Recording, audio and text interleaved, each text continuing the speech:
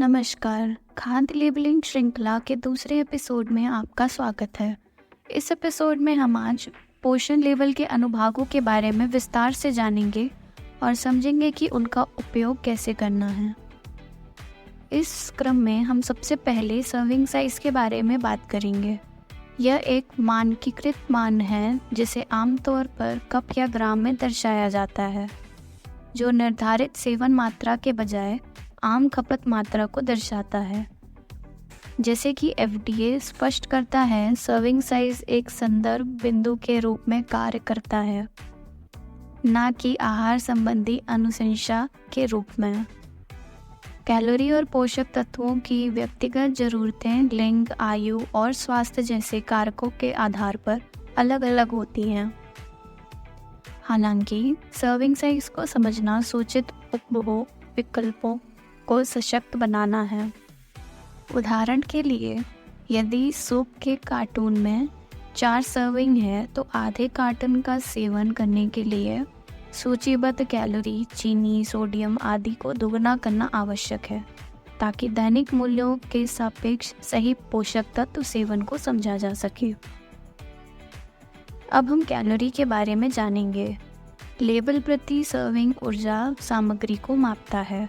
यदि आप पूरा पैकेज उपभोग करते हैं तो कुल कैलोरी सेवन का पता लगाने के लिए सूचीबद्ध सर्विंग्स की कुल संख्या से प्रति सर्विंग कैलोरी मान को गुणा करें।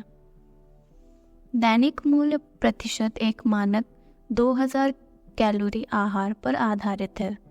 आयु, लिंग और गतिविधि स्तर जैसे कारकों को ध्यान में रखते हुए ICMR एक सामान्य विचार प्रस्तुत करता है कि लोगों को प्रत्येक दिन कितनी कैलोरी की आवश्यकता है। संदर्भ के तौर पर 18 वर्ष से अधिक 65 किलोग्राम वजन वाले एक गतिहीन व्यक्ति को लगभग 2100 कैलोरी की आवश्यकता होगी।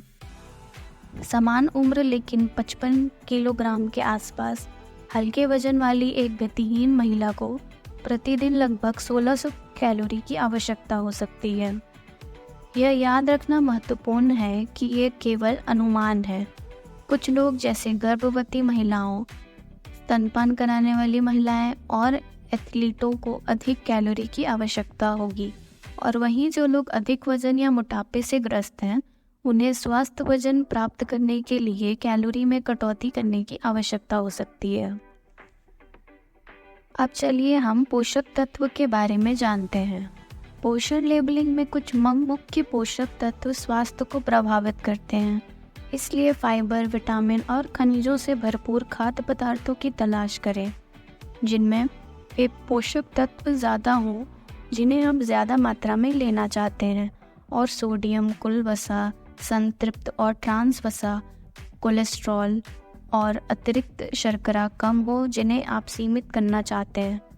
उदाहरण के लिए, पर्याप्त कैल्शियम का सेवन हड्डियों को मजबूत कर सकता है और संभावित रूप से ऑस्टियोपोरोसिस के जोखिम को कम कर सकता है। इसके विपरीत, अत्यधिक संतृप्त वसा का सेवन हृदय रोग के जोखिम को बढ़ा सकता है। इसी तरह अतिरिक्त शर्करा का अधिक सेवन मोटापे और अन्य स्वास्थ्य संबंधी चिंताओं में योगदान दे सकता है। हालांकि यह स्वीकार करना महत्वपूर्ण है कि स्वास्थ्य की स्थिति और अन्य कारकों के आधार पर व्यक्तिगत पोषक तत्वों की आवश्यकताएं भिन्न हो सकती हैं। खाद्य लेबल कुल शर्करा और अतिरिक्त शर्करा के बीच अंतर करते हैं ताकि किसी उत्पाद की शर्करा सामग्री की स्पष्ट तस्वीर मिल सके। कुल शर्करा में फल, दूध और अन्य अवयवों में प्राकृतिक रूप से पाई जाने वाली शर्करा के साथ साथ उत्पाद में मौजूद अतिरिक्त शर्करा शामिल होती है। स्वास्थ्य अधिकारी अतिरिक्त शर्करा को सीमित करने की सलाह देते हैं, जो खाद्य प्रसंस्करण के दौरान डाली जाती है, जिसमें गन्ने का रस और उच्च फ्रक्टोज कॉर्न सिरप शामिल है। आहार संबंधी दिशा निर्देश दैनिक कैलोरी सेवन के 10% से कम अतिरिक्त शर्करा रखने का सुझाव देते हैं। 2000 कैलोरी वाले आहार के लिए यह लगभग 50 ग्राम के बराबर है। खाद्य लेबल पेचीदा हो सकते हैं, यहाँ तक कि शुद्ध चीनी या शहद अतिरिक्त चीनी के रूप में गिना जाता है। हालांकि इसे लेबल पर कुल चीनी के रूप में सूचीबद्ध किया जा सकता है। अंत में दैनिक मान अनुभाग आपको भोजन की पोषक सामग्री को समझने में मदद करने के लिए प्रतिशत दैनिक मान का उपयोग करता है। दैनिक मान विभिन्न पोषक तत्वों के लिए अनुशंसित दैनिक सेवन मात्रा का प्रतिनिधित्व करते हैं। 2000 किलो कैलोरी आहार मानते हुए प्रतिशत दैनिक मूल्य आपको एक नज़र में बताता है कि अनुशंसित दैनिक सेवन के सापेक्ष एक एकल सर्विंग कितना विशिष्ट पोषक प्रदान करता है। हालांकि कुछ शर्करा और ट्रांस वसा जैसे कुछ पोषक तत्वों में प्रतिशत दैनिक मूल्य की कमी होती है, क्योंकि विशेषज्ञों ने इष्टतम दैनिक सेवन स्तर निर्धारित नहीं किया है। इसी तरह प्रोटीन में सामान्य आबादी के खाद्य पदार्थों के लिए प्रतिशत दैनिक मूल्य नहीं हो सकता है, जब तक कि शिशुओं, 4 वर्ष से कम उम्र के बच्चों या उच्च प्रोटीन दावे के लिए लक्षित ना हो। 5 और 20 नियम याद रखें। 5% दैनिक मूल्य या उससे कम को कम माना जाता है और 20% दैनिक मूल्य उससे अधिक को उच्च माना जाता है।